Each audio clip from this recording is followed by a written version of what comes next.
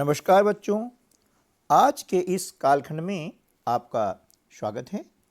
आज हम कक्षा 8 की इंग्लिश के लेसन 1 की एक्सरसाइज हल करने वाले हैं। तो चलिए शुरू करते हैं। पहले आपको दिया गया है लिसन एंड रिपीट, सुनिए और दोहराइए। यहाँ पर आपको दिए गए हैं कुछ शब्द जिन्हें मैं पढ़ता हूँ, आप उसे ध्यान से सुनेंगे और उसको फिर दोहराएंगे। Beginning, winning, forgiving, start, hurt, part,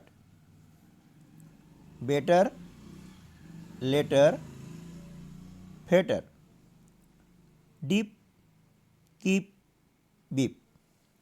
बच्चों, आप देख रहे हैं इन शब्दों को हमने पढ़ा। पढ़ने के बाद में आपने इनको ध्यान से सुना होगा। तो सुनने पर आपको क्या लगा? बिल्कुल सही कि इनके अंतिम वर्णों की ध्वनि जो थी वह समान थी, है ना। तो अंत में जब वर्णों की ध्वनि समान होती है, साउंड समान होता है, तो उन्हें हम कहते हैं राइमिंग वर्ड्स। ठीक है ना, क्या बोलेंगे? राइमिंग वर्ड्स, जिन्हें हिंदी में हम तुकांत शब्द भी कहते हैं, है ना। राइमिंग वर्ड्स मतलब सिमिलियर साउंडिंग वर्ड, है ना। ऐसे वर्ड जिनके अंतिम वर्णों की ध्वनि एक समान होती है, उन्हें हम कहते हैं राइमिंग वर्ड्स। ठीक है, चलिए नेक्स्ट में चलते हैं। Word power. वर्ड पावर यानी शब्द शक्ति या शब्द सामर्थ्य। हम जानते हैं कि किसी भी भाषा को अच्छी तरह से समझने के लिए और उसे बोलने के लिए हमें शब्दों की आवश्यकता होती है। जितना अधिक आपका वर्ड पावर होगा, वह भाषा उतनी ही आपकी समृद्ध भाषा होगी। तो उसी दृष्टिकोण से हम यहाँ पर सीखने वाले हैं वर्ड पावर। चलिए,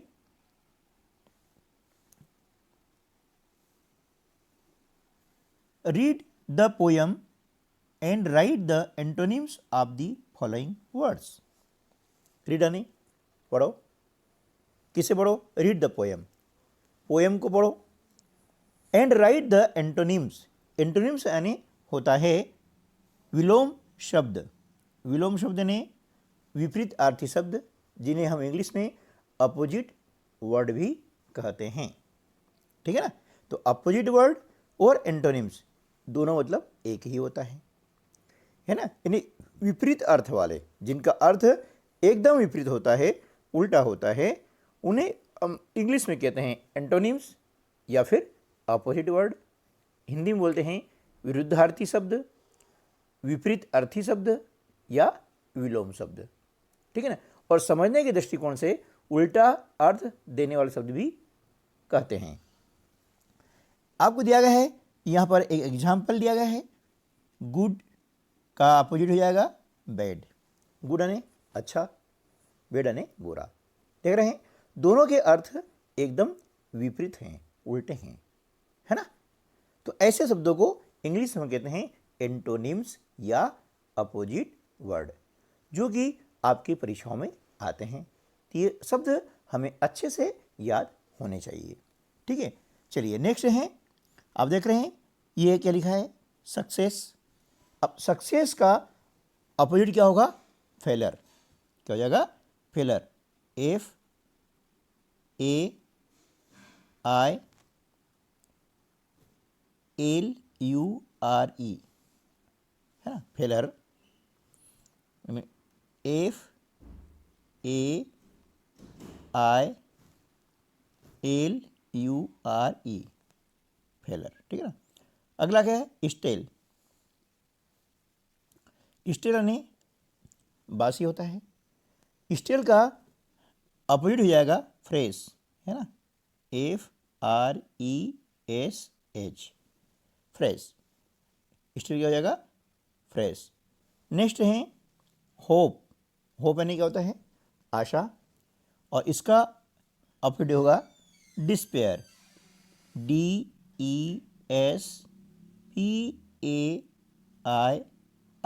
डिस्पेयर, ठीक है ना। नेक्स्ट है एंड, एंड ने समाप्त, इसका होगा अपोजिट बिगिन, BEGIN,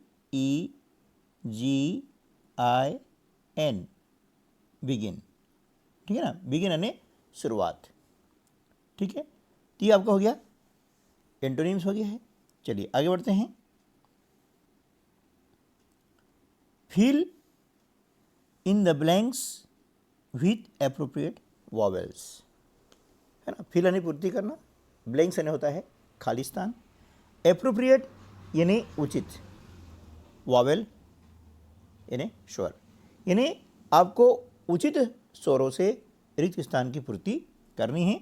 यहाँ आप देख रहे हैं कि कुछ आपको दिए गए हैं शब्द, लेकिन उनके बीच में वावेल मिसिंग है, ठीक है ना। तो आपको वहाँ पर सही वावेल कौन सा है, एप्रोप्रिएट वावेल कौन सा है, उसका यूज करके उसको आपको फिलअप करना है, ठीक है ना। हम देख रहे हैं यहाँ पर ऑफन, OFTEN, तो ये क्या जाएगा ई, है ना। BLOT यहाँ आएगा O, WISH wish, forgive FORGIVE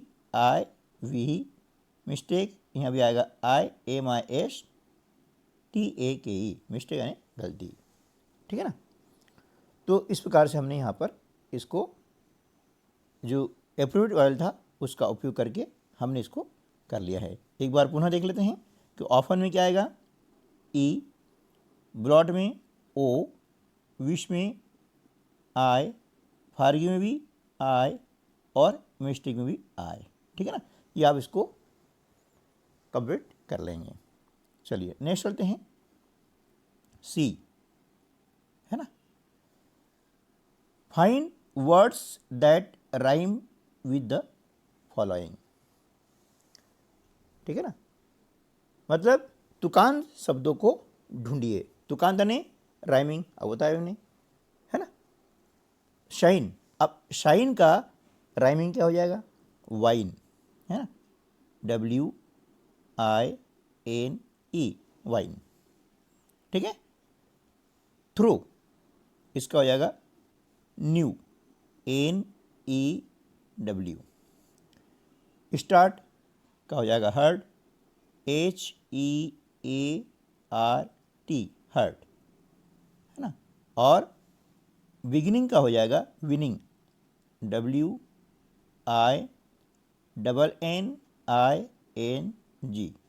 है ना, विनिंग, विनिंग यानी जीत, ठीक है।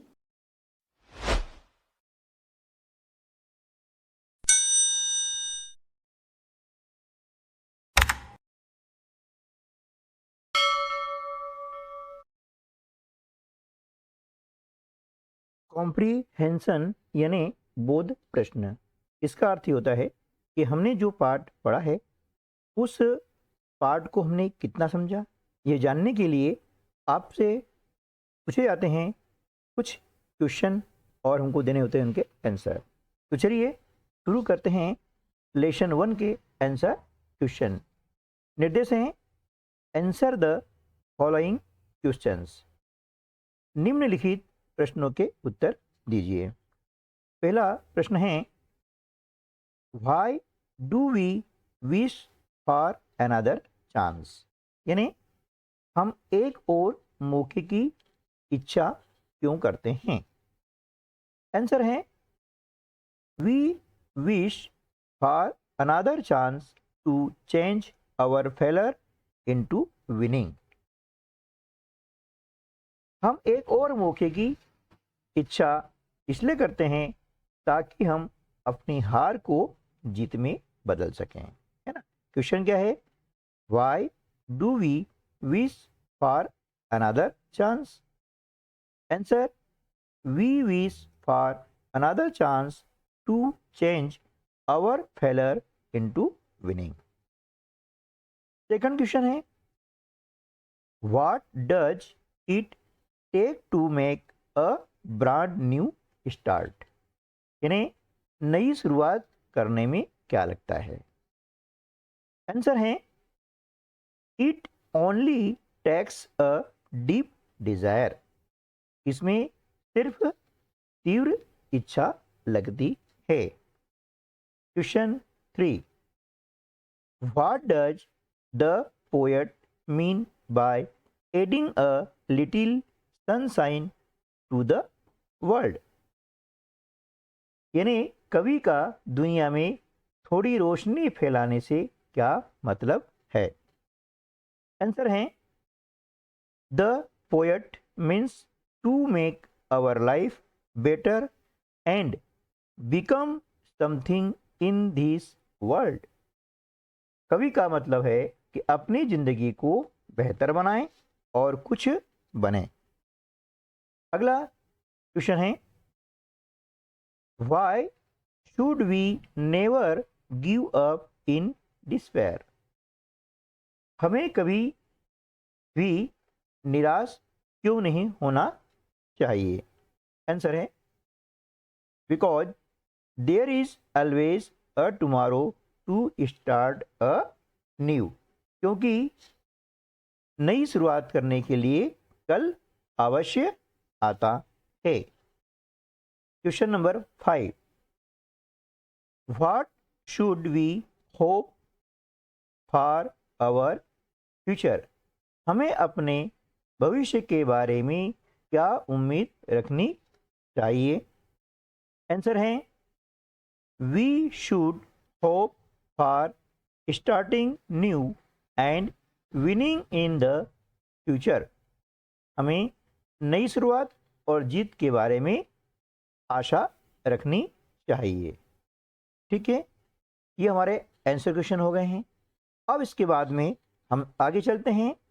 मैच द फॉलोइंग, निम्नलिखित का मिलान कीजिए। नीचे आप देख रहे हैं, एक तरफ यहाँ पर कुछ शब्दांश दिए गए हैं, वाक्यांश दिए गए हैं, और दूसरी तरफ भी कुछ वाक्यांश है। इनका आपस में क्या संबंध है, ये हमें मैच करना है। पहला है अ चांस टू ब्लॉट, इसका संबंध किससे है? आवर मिस्टेक्स, है ना। तो हमें ऐसी लाइन नहीं खींचनी है ना, इसके सामने इसको उठा के यहाँ पर लिखना है। तो एक बार देख लेते हैं, अ चांस टू ब्लॉट, इसका संबंध हो जाएगा आवर मिस्टेक्स। सेकंड है it only takes, it only takes, इसका संबंध है अ डीप डिजायर। थर्ड है टू एड अ लिटिल, इसका संबंध है सनशाइन से। Fourth so never give up in despair, तो इनका आंसर हम जो है अपनी नोटबुक में इस प्रकार से लिखेंगे, है ना, जिसका संबंध है उसके सामने इस प्रकार से लिख लेंगे। ठीक है, लेट्स रीड, आइए पढ़ें। Read the passage carefully, passage को सावधानी पूर्वक पढ़ें। अब देखते हैं कि पैसेज क्या है। Two crows challenged each other to see which of them could fly higher,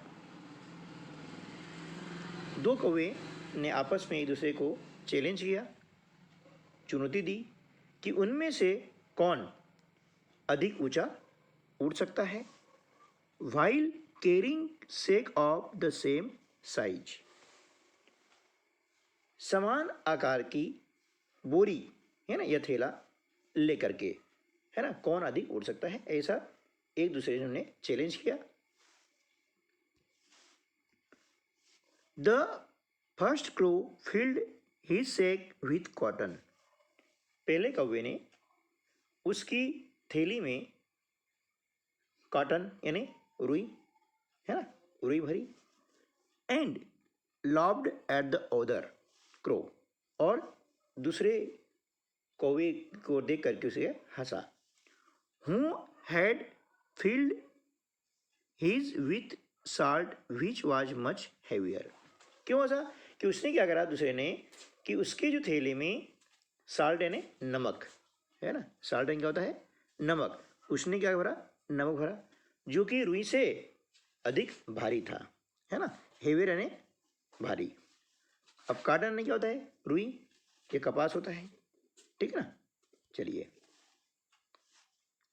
ये देख रहे हैं कि यहाँ पर दो कौवे, एक ने उरी भरी है ना, आप देख रहे हैं ये वाला कौवा है, इसने इसकी जो थैली में उरी भरी है, और दूसरा जो कौवा है उसने क्या करा है कि यहाँ पर उसने साल्ट यानी नमक उसमें भरा हुआ है, ठीक है ना।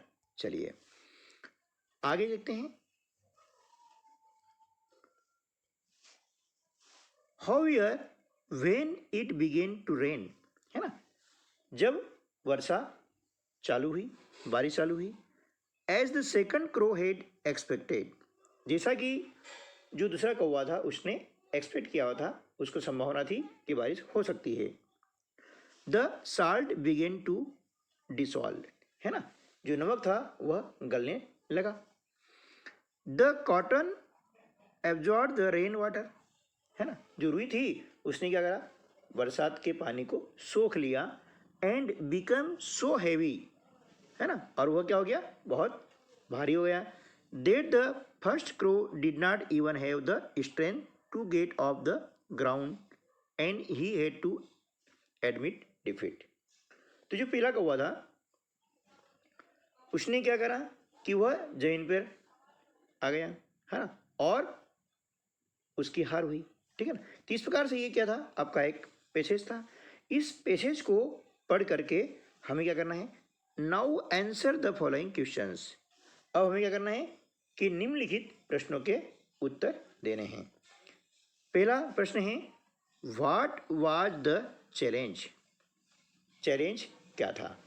तो इसका उत्तर हमने इसमें से देख करके, है ना, पैसेज को पढ़ करके उत्तर लिखा है, ऐसे आपको लिखना है। तो हमने क्या लिखा है, आंसर हो जाएगा इसका, the challenge was who could high fly higher while carrying sack of same size, है ना। ये क्या था, इनका जो है चैलेंज था, आप ऊपर देख रहे हैं, यहाँ पर है ये, है ना, ये two crows challenge each other to see which of them could high flyer, यानी ऊंचा कौन उड़ सकता है, यह उनके बीच चैलेंज था। तो यहाँ हमने क्या किया, प्रश्न के अकॉर्डिंग हमने यहाँ पर इसका उत्तर लिख दिया है, ठीक है। चलिए नेक्स्ट क्वेश्चन देखते हैं। What was there in the first crow's sack, है ना, जो पहले कौवा था उसकी बोरी में क्या था, क्या था उसकी बोरी में, आपने कहानी सुन ली हिंदी में तो आप समझ गए होंगे कि उसकी बोरी में क्या था, उसकी बोरी में कॉटन था। तो इसको हम लिखेंगे इस प्रकार से कि there was cotton in the first crow's sack, है ना। तो देखिए यहाँ पर जब हम किसी भी प्रश्न का उत्तर लिखते हैं तो आधा जो उत्तर है उसके अंदर छिपा रहता है, हमको ध्यान देखना है। देखिए प्रश्न क्या है कि what was there in the first crow sack. तो आप देख रहे हैं कि यहाँ पर हमने क्या करा कि वाज देयर था तो इसको हमने लिख दिया देयर वाज, है ना। अब वाट ये क्या आ गया, कॉटन आ गया है, और कॉटन के पश्चात देखिए यहाँ पर आप देख रहे हैं कि in the first crow sack, ऐसा ऐसा हमने यहाँ उतार दिया है, ठीक है ना। ये वाज देयर था क्योंकि क्वेश्चन में हेल्पिंग वर्ब पहले आती है, लेकिन जब इसका हम आंसर देते हैं तो हेल्पिंग वर्ब सब्जेक्ट के बाद आती है, तो यहाँ हो गया देयर वाज, ठीक है ना। अब देख रहे हैं कि यहाँ पर क्या हो गया, व्हाट का आंसर हो गया कॉटन, बस कॉटन हमें यहाँ पर इस प्रकार लिखना है। तो ये प्रश्नों के उत्तर देना बहुत आसान होता है, लेकिन कैसे दें ये हमें समझना जरूरी होता है, ठीक है ना। चलिए अब हम थर्ड प्रश्न की बात करते हैं। थर्ड क्वेश्चन है, what was there in the second crow sack, है ना, दूसरे कौवे की बोरी में क्या था। अब हम सीख गए हैं कि उत्तर कैसे दें। वाज देयर को देखिए हमने यहाँ पर लिखा है देयर वाज, ठीक है ना, ये वाज देयर था, हमने क्या लिख दिया देयर वाज। अब व्हाट के स्थान पर हमने क्या लिखा, साल्ट, देखिए ये, ठीक है ना, ये साल्ट आ गया आपका।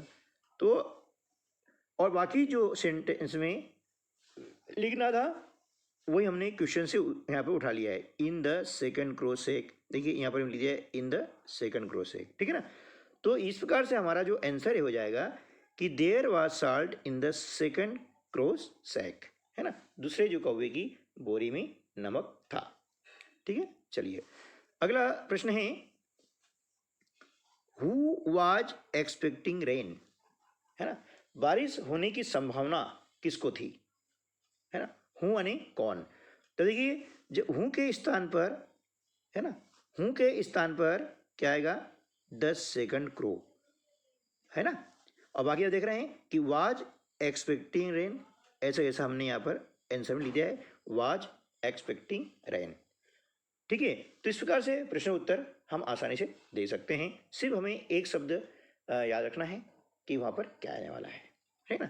तो यहाँ पर हो जाता है कि the second crow was expecting rain, है ना, दूसरा कौवा था, उसे बारिश होने की संभावना थी, है ना। अब अगला जो प्रश्न है, हु वाज डिफीटेड, है ना, कौन हारा, तो आंसर हो जाएगा the first crow was defeated, जो पहले कौवा था वह क्या हुआ, हार गया, है ना। ठीक है, लेट्स राइट, आओ लिखें। क्या लिखें, नीचे आपको दिया गया निर्देश, right a paragraph on a night before the examination using the expressions given below. नीचे आपको यहाँ दिए गए हैं कुछ एक्सप्रेशन दिए गए हैं, इनका उपयोग करते हुए, इनका प्रयोग करते हुए a night before the examination यानी परीक्षा से पूर्व एक रात पर आधारित आपको एक पैराग्राफ लिखना है।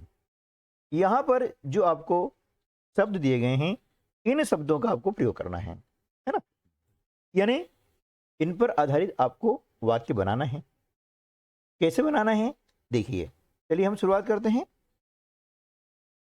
I was very worried and confused on the night before the examination।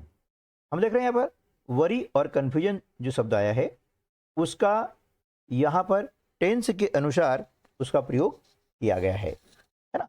इसी प्रकार से जितने भी आपके ये जो वाक्यांश आपको दिए गए हैं, है ना, वर्ड्स दिए गए हैं, इनका हमें प्रयोग करते हुए वाक्य बनाने हैं, सेंटेंस बनाने हैं।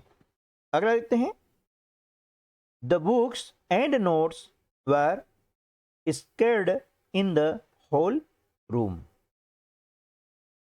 किताबें और नोट्स जो है पूरे कमरे में बिखरी हुई थे, है ना, सारे बिखरे हुए थे। ठीक है, ये हमने यहाँ बुक्स एंड नोट्स, है ना, स्कैटर्ड यहाँ पर यूज कर लिया है।